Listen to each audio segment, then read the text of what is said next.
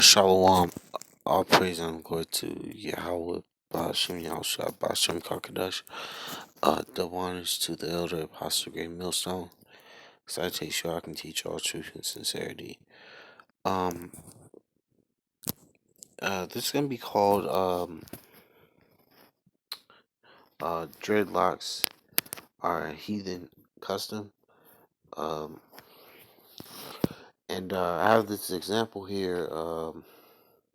This is an example of a person in the hip hop industry wearing dreadlocks, which that's a hedonistic, hairstyle. Um, only I understand that only the Hindu Slaki the ish Elam, that's Elam's type of hairstyle. Um, and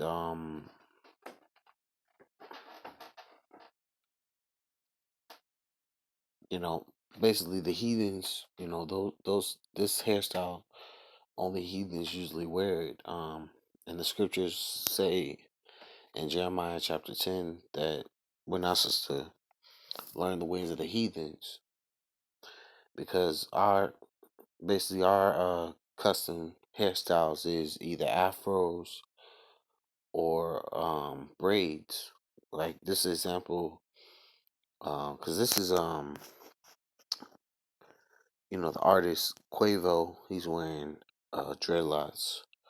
But this artist Trey Songz, he's an example of how I believe Samson wore his uh his hair, which Samson wore his hair straight back, cornrows, seven seven braids, straight back cornrows. That's the hairstyle Samson had. um I'm gonna go to the scripture.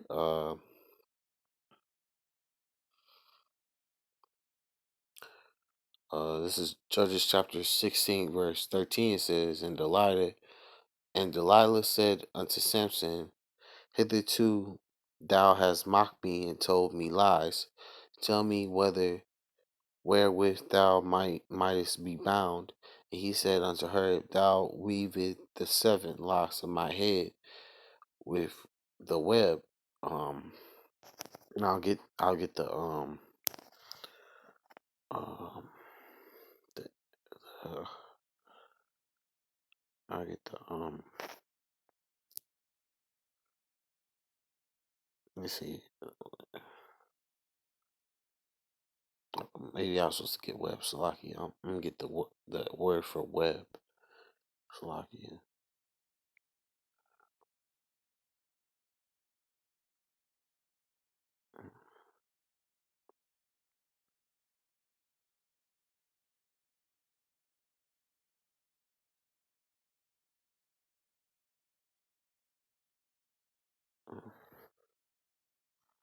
Let me just try it again because I'm trying to find the part where it talks about how his hair was braided. How it says in there it's braided, not. Um, it's weavis. It's probably weavis. Oh, okay. This is what I was looking for. Salaki. Um, it means Hebrew H7007 or 06. It says arag, to weave, to weave, to braid. So that's what Samson's hair was. It was 7 braided locks into his scalp. The way that Trey Songz has his hair, he used to have his hair like this, Trey Songz. But Samson, back then had his hair similar to Trey Songz hair. Um, which that's the way our people wore their hair in the ancient world. If they wanted to braid, change their afro into this example. This is the way they would do it. Um, I'm gonna go to another scripture. Um, and we didn't do this because it's a heathen custom. But I'm gonna go to another scripture. This is Jeremiah 10 verse 2. It says, "Thus saith Yahweh, learn not the way of the heathen, and be not dismayed at the signs of heaven, for the heathen are dismayed at them." So we're not supposed to learn the way of the heathen. And dreadlocks is a heathenistic, hairstyle, and plus it's a very, you know, it's a very non-hygienic hairstyle. No matter if you wash the dreads or you so-called clean them in the shower, they're still not clean because it's dead hair. It's not alive, hair. When a particular person wears that hairstyle. I'm gonna go to 2 Corinthians 6:17. Um, it says, "Wherefore come out of from among them and be ye separate, saith Yahweh, and touch not the unclean thing, and I will receive you." So we're supposed to, you know, the word holy means to be separate. We're supposed to be, what's the word? Renewing ourselves, as new creatures in Yahweh Shem Yahshai. If you're uh if you have dreads, and you so called call yourself in the truth, then that you're going off because you're not supposed to have dreads, because that dreads is a heathen hairstyle. And if you want to separate from this wicked world who are following that trend where nine times out of 10, when you walk down the street or walk into a certain establishment, you're gonna see Jake, 2/3 of Israel, with dreadlocks. You're gonna see nigger women, with dreadlocks.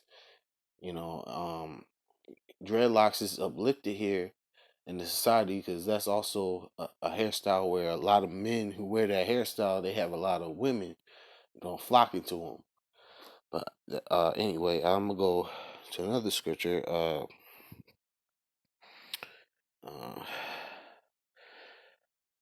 First Peter chapter 2 verse 9.